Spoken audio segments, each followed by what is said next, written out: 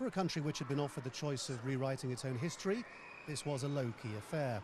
Polling had suggested a combination of apathy with politics in general and a lack of knowledge as to what the Senate was there for.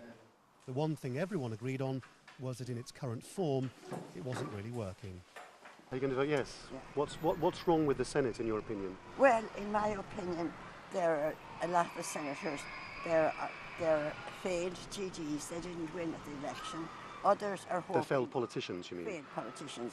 And the other half of them are hoping that they'll be elected to Dáil the next time round. I'd rather vote no and have another crack at it, which has happened in the past, rather than have a snap vote yes and it be gone and that's it and there's nothing we can do about it.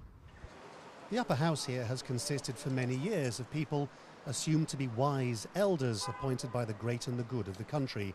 But the eye-raising part of the pro-abolition propaganda was the overt appeal to people to get rid of some politicians.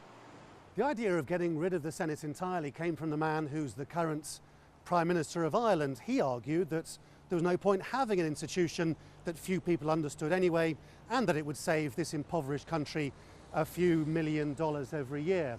But it's that idea of fewer politicians that seems to have appealed to many people in what is now really quite a cynical country. The abolitionists argue that any number of other countries have got rid of their unelected chambers without the slightest hit to their democracy. I think with a strengthening of democracy in terms of people's actual participation and directly elected quality, the idea of a second chamber seems redundant, it seems outdated, it's a thing of the past really.